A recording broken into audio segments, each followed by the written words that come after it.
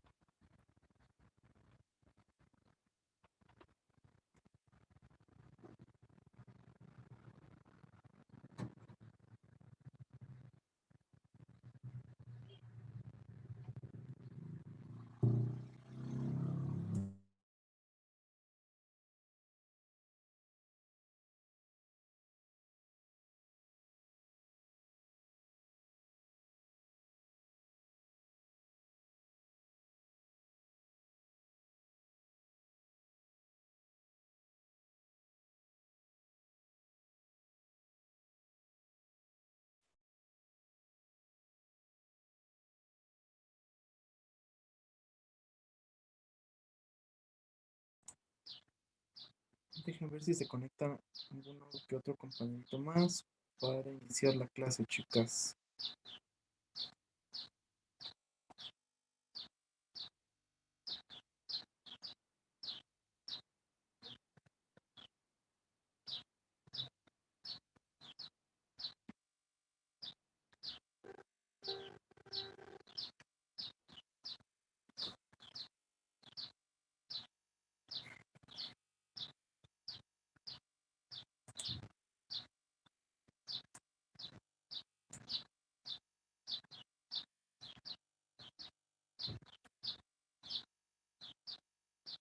Bueno, creo que ya se quiere anexar.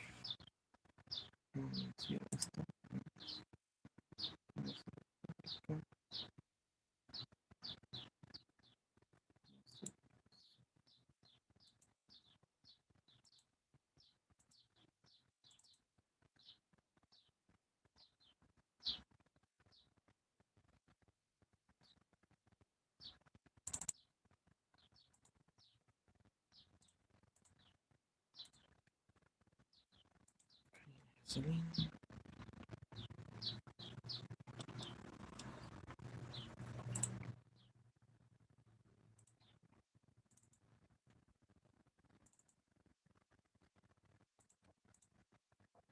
Dejen que abra mi exposición para continuar con esta parte.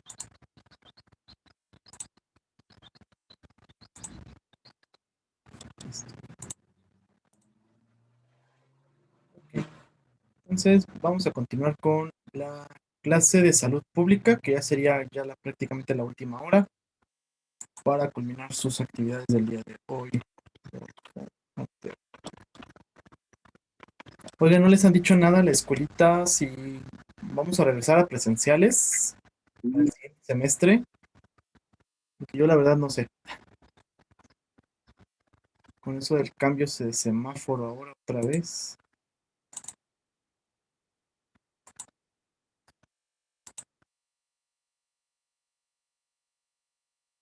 Muy bien, chicos. Entonces vamos con las infecciones hospitalarias.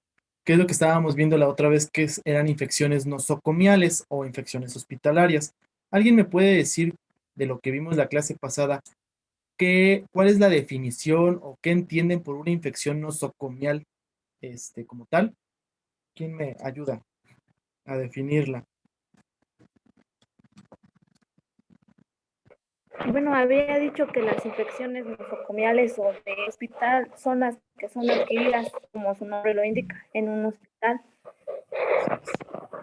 Muy bien, Ney. Efectivamente, se llama nosocomial, dijimos, por nosocomio, es decir, el hospital, la clínica, el centro de salud, el centro médico, lo que ustedes gusten. Entonces, ahí se pueden infectar nuestros pacientes, ¿sale? Entonces, esa es una infección nosocomial o una infección hospitalaria. Y es bien importante que nosotros la identifiquemos tanto por salud pública como epidemiológicamente, porque hay que tratarlas inmediatamente antes de que se complique el paciente o los pacientes y puedan llevar a, bueno, se puedan morir precisamente de este tipo de infecciones, ¿sale? Hay muchos errores que llegamos a cometer como prestadores de salud hacia los pacientes, por los cuales se pueden contaminar, o ya venía contaminado el paciente y pues ahí se contaminó más y pues ya tuvo el deceso, nuestro paciente o, por la infección nosocomial. Entonces, bueno, no sé si hayan hecho la tarea, los que ya la hicieron, pues ya leyeron el artículo que les envié. Complementé el artículo anterior con otro, para que podamos entenderla muchísimo mejor, ¿sale? Entonces, no sé quién me quiere ayudar a leer la siguiente diapositiva. ¿Quién dice yo? Yo. Ok. La infección hospitalaria es la que se adquiere en el hospital u otro servicio de salud, es decir, que no estaba presente ni en un periodo de incubación cuando el paciente ingresó a dicho centro. Se establece un plazo de 48 a 72 horas luego del ingreso hospitalario para establecer que la infección ha sido adquirida en el centro de salud. Muy bien, muy bien. Gracias. Entonces, esta definición, no sé si ustedes se acuerdan que la semana pasada, de acuerdo al artículo que les había enviado, les dije que una infección nosocomial podría estar en incubación 7 días previos antes de su ingreso al hospital y podía manifestarse efectivamente de 48 hasta 72 horas posterior a su ingreso y que podía presentarse, si no se presenta durante el hospital, 7 días después de que haya sido su egreso del hospital. En este nuevo artículo que yo les envié, que es un poquito más actual, nos menciona que no tiene que estar en incubación el paciente, bueno, la bacteria, el virus, el parásito, en incubación previa antes de su ingreso, ¿sale? Para efectos de examen semestral, en algún momento, si es que se les pregunto la definición, si ustedes me ponen estas dos definiciones de estas dos clases que yo ya les di, ambas son correctas, o puede estar a 7 días previos antes de su ingreso del hospital, o después de 48 a 72 horas después de su ingreso al hospital, ¿sale? Entonces, para efectos de examen, ambas respuestas son completamente correctas, ¿sale? Y fuera después de que salga del hospital el paciente, 7 días después del egreso, pues se puede contagiar este paciente. Entonces, a eso se le llama precisamente una infección hospitalaria, que la vamos a estar abreviando con IH, o una infección nosocomial. Muy bien. Adolfo, ayúdenos a leer la siguiente diapositiva. Échele de su ronco pecho.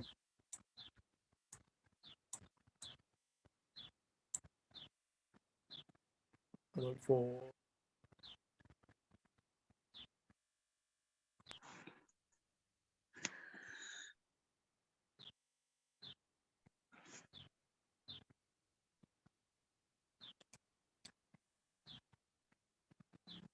No lo escuchamos, Adolfo.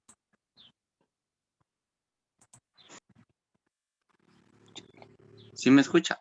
Ya, ahora sí ya te escuchamos. Infección hospitalaria. Aumento de casos de IH. Por los avances tecnológicos, grandes nosocomios donde se practican procedimientos invasivos como cirugía, transfusiones, asistencia respiratoria, mecánica, terapéutica intravenosa, caracterización urinaria. Susceptibles, recién nacidos, prematuros, inmunodeprimidos y quemados. Ok, gracias, Adolfo. Entonces, ¿en quién van a aumentar más los casos de una infección nosocomial? Y creo que lo habíamos hablado la semana pasada. Bueno, obviamente en hospitales muy grandes, ¿sale? Con mucho personal de salud que esté a cargo de un paciente. En intervenciones de cirugía habíamos dicho que, de hecho, los pioneros que habían tenido este tipo de asepsia y antisepsia en pacientes con poscirugía que estaban en complicación con algunas infecciones, precisamente que se dieron cuenta que dentro del nosocomio pues empezaron a dar precisamente los antibióticos específicos para tratar este tipo de infecciones nosocomiales. Pacientes que son transfundidos de sangre, recuerden que la sangre transfundida, bueno, hace mucho, ¿verdad? Ahora ya se supone que antes de pasar la sangre a un paciente, bueno, nosotros donamos sangre y una vez que nosotros le hayamos donado la sangre, se lleva un proceso para saber que no tenga ninguna infección, porque el VIH, la hepatitis C, el paludismo, son infecciones que se pueden transmitir nosocomialmente por sangre que se encuentra donada, ¿sale? Entonces podemos hacer ese tipo de infecciones con donación de sangre. Asistencia respiratoria mecánica, es decir, que un paciente tenga tubo por la tráquea, que lo esté haciendo respirar mecánicamente por un aparato, pueden entrar los bichos precisamente y es cuando tenemos la neumonía adquirida dentro del ámbito hospitalario, ¿sale? Terapéutica intravenosa quiere decir que los catéteres que ustedes ponen o el suerito que ustedes ponen en la vena, aquí, acá y por todos lados, en algún momento, si no lo hacemos con la correcta asepsia y antisepsia, podemos contaminar a nuestro paciente y que las bacterias que nosotros teníamos en nuestros dulces deditos, lo pasemos al catéter y se metan a la vía, al torrente sanguíneo e infectemos al paciente, ¿sale? Y caterización urinaria, es decir, al momento de que nosotros ponemos una sonda Foley a una paciente o a un paciente, si nosotros no hacemos la debida asepsia y antisepsia antes de colocar la sonda Foley al paciente, pues se va a infectar y le vamos a causar infecciones de vías urinarias, que de la vejiga, de la uretra, del riñón, de los ureteros, y entonces vamos a tener ese tipo de infecciones causadas por el personal de salud. Casi siempre totalmente la neumonía, bueno, perdón, las infecciones intrahospitalarias son causadas por el personal de salud hacia el enfermo. Otras veces es que el enfermo tenga alguna infección, no lo, ¿cómo se llama? No lo aislemos, como por ejemplo una infección por influenza, una infección por neumococo, una infección por COVID, no lo aislemos y lo dejamos junto con otros pacientes alrededor, pues los va a infectar a los otros no tenían la infección, son susceptibles de captarla y entonces se van a enfermar y entonces se pueden enfermar de alguna de las enfermedades que ya tenía ese paciente dentro del hospital, ¿sale? Y los más susceptibles, pues son los recién nacidos, los que son quemados, los que son inmunocomprometidos como VIH, SIDA, que tengan cáncer, que hayan tenido quimioterapias, radioterapias, algún tratamiento específico con medicamentos que bajen el sistema inmunitario, que van a captar precisamente los bichos más rápido y se van a infectar. Entonces son los que son más susceptibles a este tipo de infecciones. ¿Dudas, preguntas, chicos, hasta el momento con esta explicación de las infecciones nosocomiales? Viviana, Ney, Diana, Adolfo, Ceci, Jocelyn, Mode, ¿dudas? Nada, muy bien. No sé, presiento que van a salir reprobadísimos en sus exámenes. Ya los vi. Ya los vi tronando el examen. Déjenme, creo que me pasé de... Ok. Que esta cosa no sirve bien. Ok. Viviana, ¿nos ayuda a leer la siguiente diapositiva? Sí, infecciones hospitalarias. Muchos son los factores que constituyen a la patología infecciosa hospitalaria, los que dependen del microorganismo, patogenicidad de las especies, virulencia de las cepas, resistencia antimicrobiana, los que dependen de la susceptibilidad del paciente, edad, sexo, enfermedad subyacente, estado inmunológico, el medio ambiente, planta física, personal hospitalario, régimen de visitas, tratamiento instituidos, inmunodepresores, antimicrobianos, técnicas invasivas. Ok, muchas gracias, Viviana. Entonces, ¿cómo vamos a infectar a un paciente por una infección nosocomial? Pues va a ser dependiendo de la patogenicidad del microorganismo, que es lo que veíamos en epidemiología de la patogenicidad. Lo que depende de la susceptibilidad del paciente, si tiene alguna de las características que hablamos en la diapositiva anterior, el medio ambiente en el cual está, que no se limpie, las puertas, ventanas, de su comida, etc., etc. Y los tratamientos ya proestos, como lo son inmunosupresores, como por ejemplo la quimioterapia o la radioterapia, algunos antimicrobianos que borren la flora bacteriana normal, que es lo que hablábamos en microbiología y donde más, o que tengan algunas técnicas invasivas como los catéteres que ustedes ponen en las venas, el catéter que va aquí arriba, de que es el subclavio, que va directamente al corazón, o que le pongamos una sonda nasogástrica, orogástrica, un lavado también intestinal, o las sondas Foley, o los enemas. Entonces, con todos esos accesos importantes podemos nosotros contagiar a un paciente de alguna enfermedad que se encuentre inmediatamente en el centro hospitalario. Entonces, dentro de la epidemiología, pues son de carácter endémico. Habíamos mencionado que endemia era en una sola población, es decir, en un solo hospital. Va a ser muy raro que salga como una epidemia o una pandemia porque solamente se concentra en un solo hospital, ¿sale?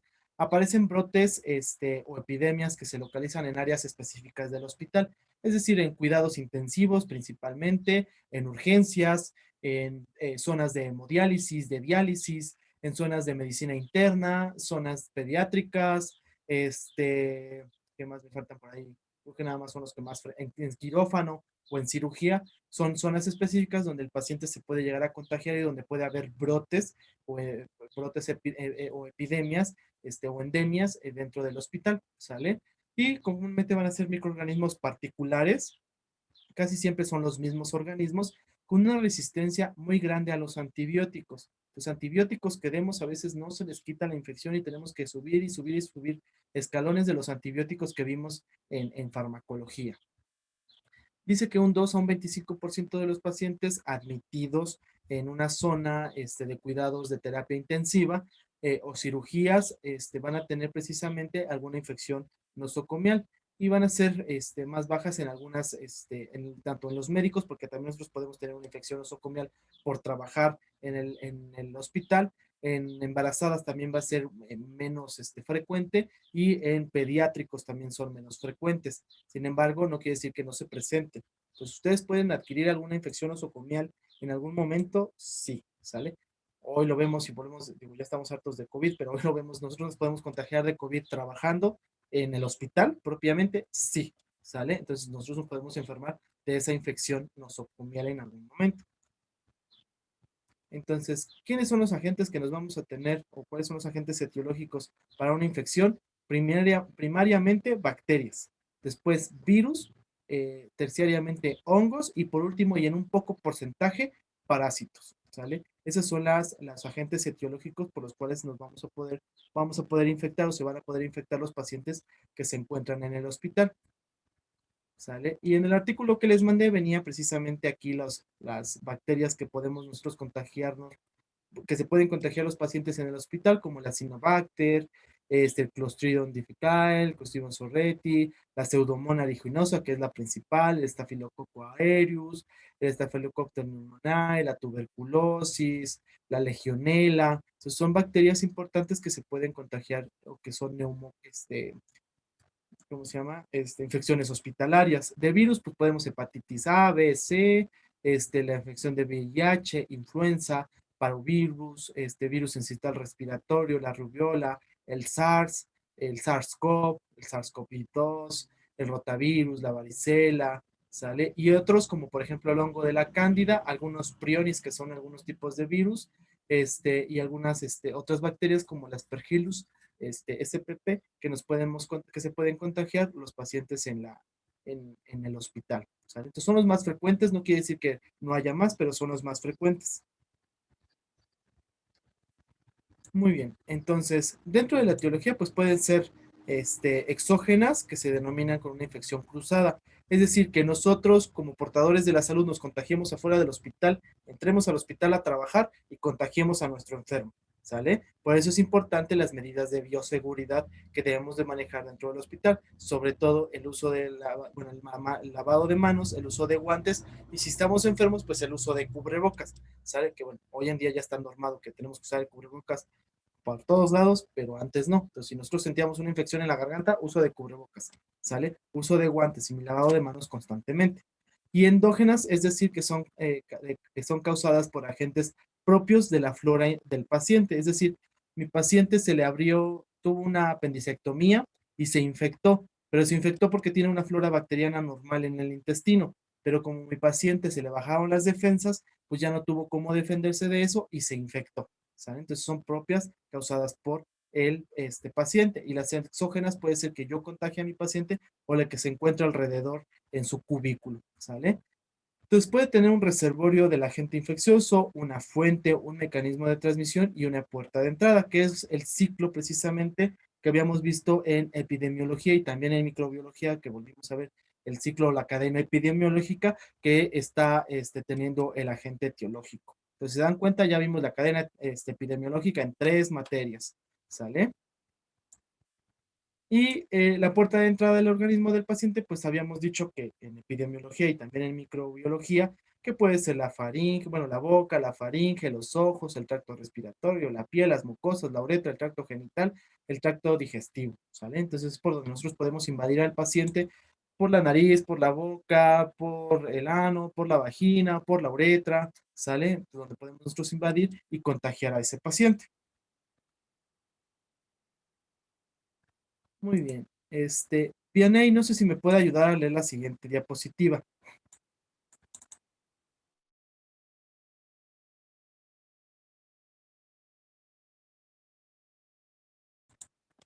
Vianey, no sé si me escucha por allí. Déjame ver qué dice acá. Sí, usted, Vianey. Dice reservorios y fuentes humanos, pacientes.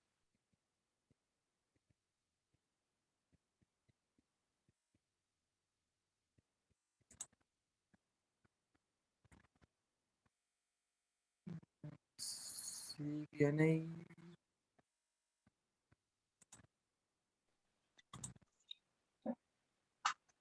Reservorios y fuentes humanos, pacientes, están colonizados o infectados por microorganismos que son diseminados principalmente por contacto a través del personal de salud. El personal de salud. En general, el reservorio más importante es la piel donde portan su flora normal. No humanos. Reservorios y fuentes ambientales, sistemas de ventilación y agua, dispositivos médicos, algunos se contaminan durante su uso, soluciones, algunos agentes muestran considerable tropismo por ciertos fluidos.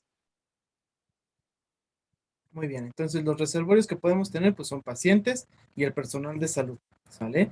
Los reservorios humanos, pues ya lo que habíamos visto también en microbiología y en la cadena epidemiológica, que puede ser de distintos tipos, como los reservorios y fuentes ambientales, como el sistema de ventilación o la ventilación que se encuentra en los hospitales. De hecho, ahora con la pandemia, los hospitales tuvieron que suspender el aire acondicionado porque como pues, tose el paciente y pues viaja el virus, pues se puede contagiar, ¿sale?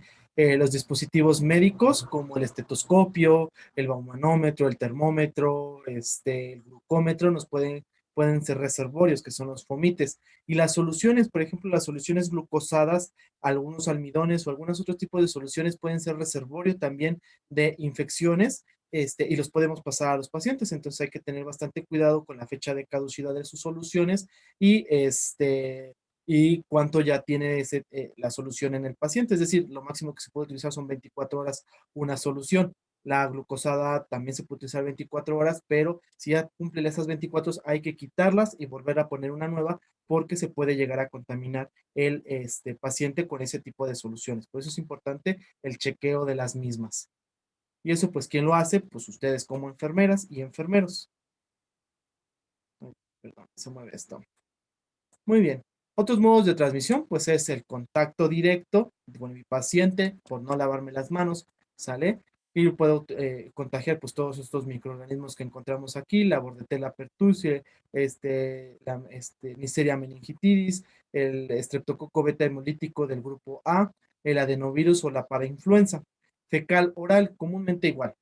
Si vamos al baño, no nos lavamos las manitas, pues limpiamos con el papel de baño, ahí llevamos todos los bichitos en nuestras manitas, saludamos al paciente, tocamos el estetoscopio y le ponemos al paciente, entonces pues eso contagiamos a nuestro paciente, o los mismos pacientes nos se lavan las manitas y pues anda un contagiadero por todos lados.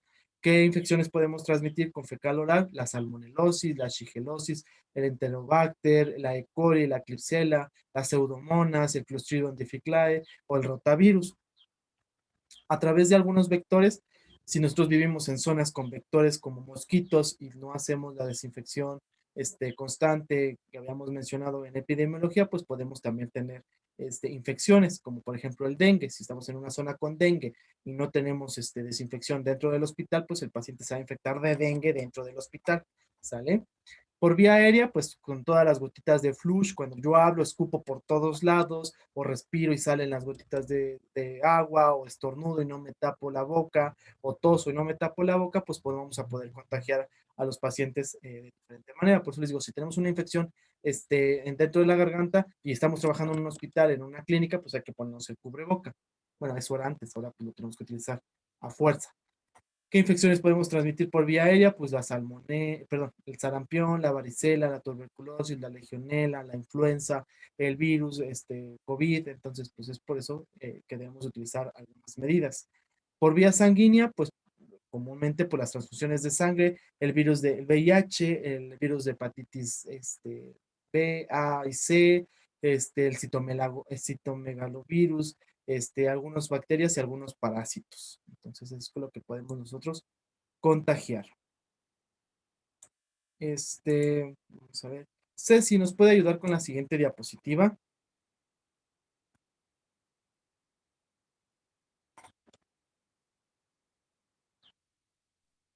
Y dice epidemiología de infecciones nosocomiales específicas. Las infecciones más frecuentes son las urinarias seguidas de las respiratorias bajas, las de herida quirúrgica y las bacteriemias.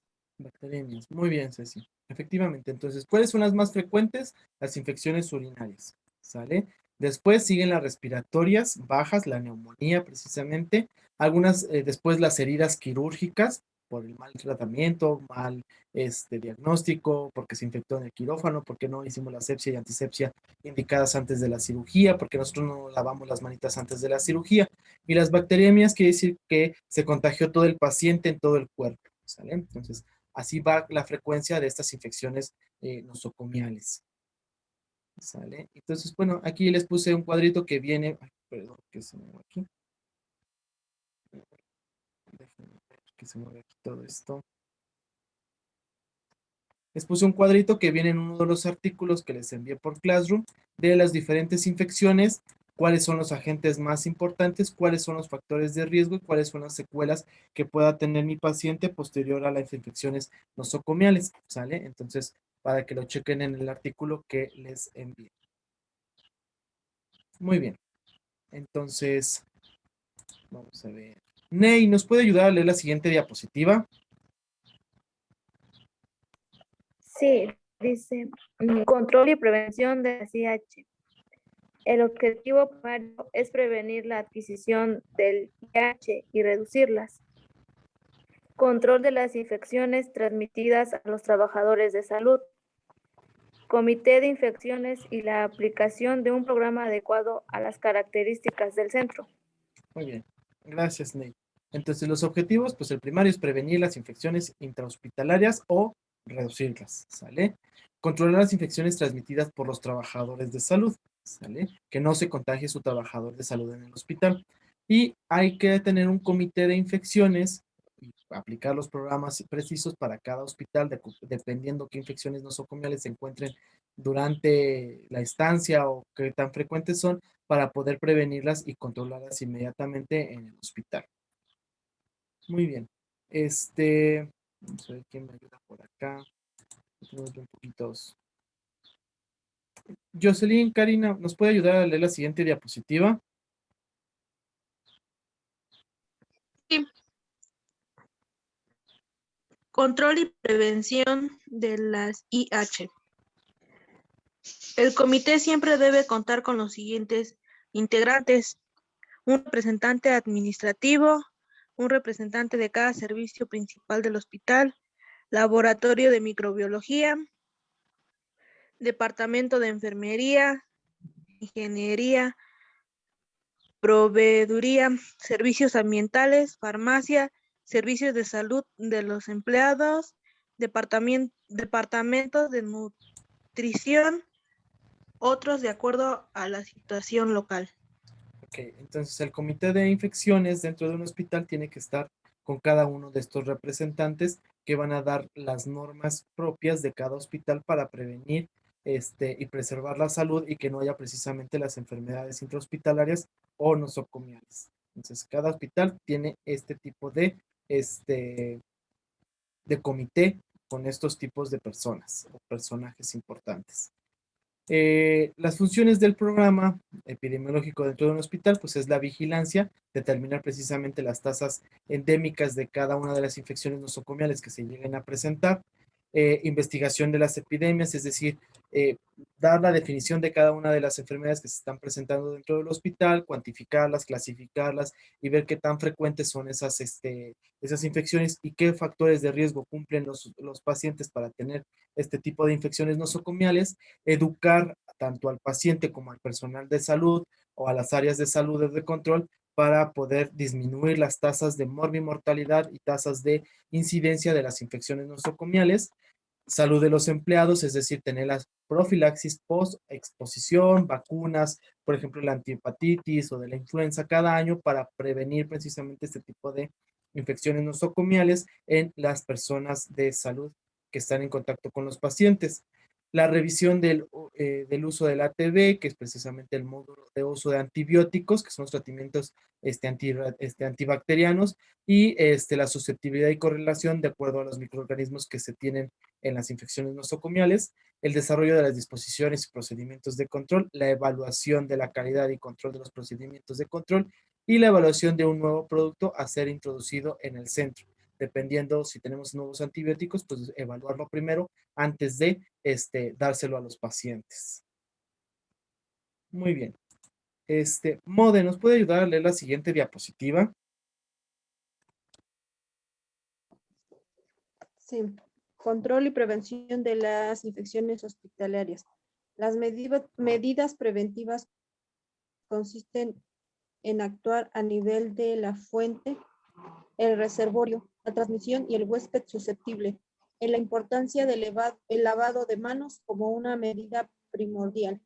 1. Antes del contacto directo con el paciente. 2. Antes de realizar una tarea limpia o aséptica. 3. Después de exposición a fluidos corporales. 4. Después del contacto con el paciente.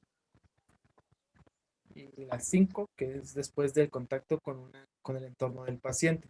Entonces, estos 5, gracias, Mode, estos 5 momentos, 2 antes, 3 después, que tenemos nosotros que estar al pendiente durante el estar en contacto de nuestro área de entorno, fluidos o con el propio paciente, para que nosotros, 1, no nos contagiemos, 2, no continuemos contagiando a otros pacientes, 3, que no continuemos infectando al mismo paciente, ¿sale? Entonces, por eso es importante nosotros sabernos estos 5 momentos importantes para nuestro lavado de manos, ¿sale? Entonces, hay que aprendérselos, hay que tenerlos como el rosario prácticamente para que nos los estemos aprendiendo, ¿sale? Tenemos otras cosas como el aislamiento de algún paciente de acuerdo a las normas que nos crea el CDC, el control de enfermedades infecciosas que se encuentra en Estados Unidos. Y bueno, va a ser un aislamiento como el que ahora realizamos, bueno, que se realizaba en el 2009 con la influenza y hoy en día con el aislamiento que realizamos con el paciente de COVID. Puede ser estricto, puede ser de contacto, respiratorio, por tuberculosis, por precauciones entéricas de drenaje y hoy en día la última, bueno, por precauciones de sangre y fluidos y la última que pues agregaría como tal que por la de COVID, ¿sale? Y un aislamiento específico basado en el modo de transmisión conocido por sospecha de la enfermedad específica, lo que va a permitir tomar medidas de aislamiento más concretas por cada enfermedad. Entonces va a depender de la enfermedad que vamos a estar teniendo para nosotros poder dar el aislamiento concreto, ¿sale? Entonces, digo, no sé si han visto que se aíslan los pacientes, cómo se aíslan y que el traje protector y todo eso. Y bueno, el equipo personal de protección que se debe tener con el cuidado específico, como les dije, 1, para no contagiar al paciente, no contagiar más pacientes, no causar mayor contagiadero en el hospital y no contagiarnos nosotros como portadores de salud. ¿Vale? Y bueno, les puse esa imagen que es el lavado de manos, que tenemos que tener diario como personajes de salud. ¿Alguien sabe cuánto tiempo tiene que tardar el lavado de manos con agua y con jabón? En segundos. ¿Alguien sabe? 60 60 minutos, 60 segundos, efectivamente, segundos. Gerardo, 60 segundos, de 40 a 60 segundos. ¿Y con gel antibacterial? 20, igual 30, algo así. De 30 a 40 segundos. De 20 a 30 segundos el porcentaje de segundos que debemos de tener con el lavado de manos con gel o con base de gel alcoholada. ¿sale? Entonces, ahí les muestro la imagen. Yo supongo que ya se la deben de saber, cómo debemos de hacer ese lavado de manos, importante. Son los mismos pasos que se realiza durante el gel y durante el lavado de manos con agua y con jabón. Los únicos pasos que se disminuyen, porque con agua son 11 pasos, es el abrir la llavecita, el secarnos y cerrar la llavecita. En el caso del gel, no, el gel nada más apachurramos, hacemos el lavado y listo, ya tenemos, ¿sale? ¿Cuántas veces podemos nosotros lavarnos con gel para poder lavarnos después otra vez las manos con agua y con jabón? ¿Cuántas veces podemos hacer el lavado entre uno y otro? Se supone que solo lo podemos usar una vez, posterior a esa vez ya debemos de lavarnos las manos, ya que el gel antibacterial como tal no es un lavado, sino un fijador de bacterias.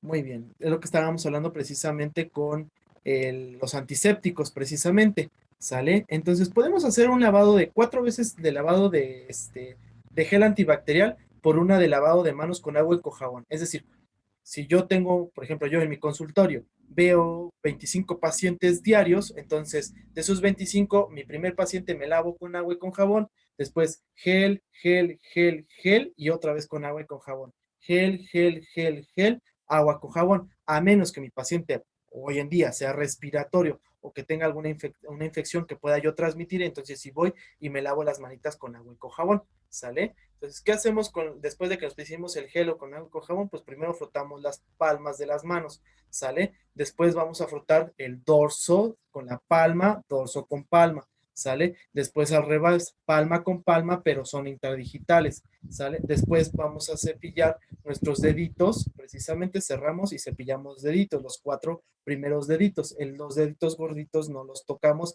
hasta el siguiente punto. Hacemos en posición como si fuera del reloj, de abajo hacia arriba, sacando y vamos por el siguiente, ¿sale? Después las yemitas de los dedos con la palma de la mano, palma de mano y listo. Con gel antibacterial nos quedamos ahí. Si tuviera el jabón, me seco las manos, bueno, me enjuago las manos en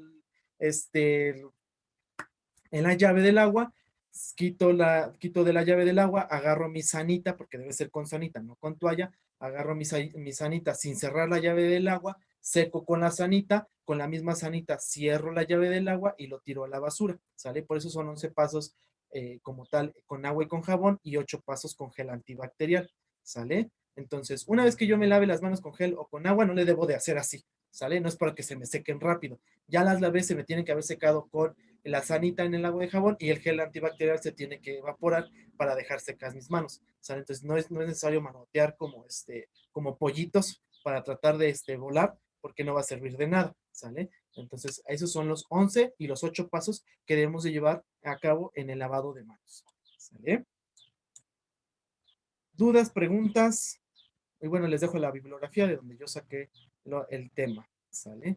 ¿Dudas, preguntas que tengan sobre las infecciones hospitalarias, sobre el lavado de manos, sobre los 5 momentos? Ninguna. Muy bien. Entonces, si no hay dudas, no hay preguntas, bueno, hasta aquí terminamos el tema con infecciones hospitalarias de salud pública. Nos quedan aún 20 minutos. Nos conectamos todavía en los siguientes 20 y últimos minutos y continuaríamos con lo que nos faltaba de la clase de farmacología para terminar los antisépticos, que es donde vamos un poquito atrasados, ¿sale? Muy bien, entonces los dejo tantito y ahorita los veo en un minuto en la siguiente 20 minutos, ¿sale? Muy bien, chicos, ahorita los veo.